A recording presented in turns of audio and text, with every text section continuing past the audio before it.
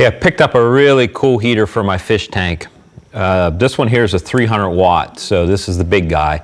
It'll do 40 plus gallons of water. And it's super safe. It's just like you can grab this thing. It has an auto shut off.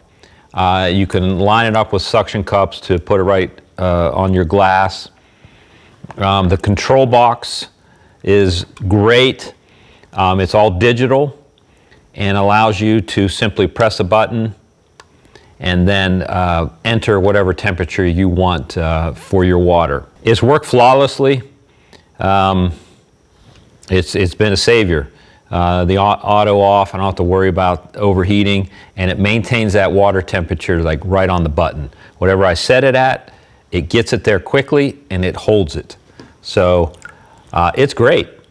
And it's all plastic shell on the outside. It's easy to clean if you need to pop it out and give it a wipe down or run it under the spigot to clean it. Works out great.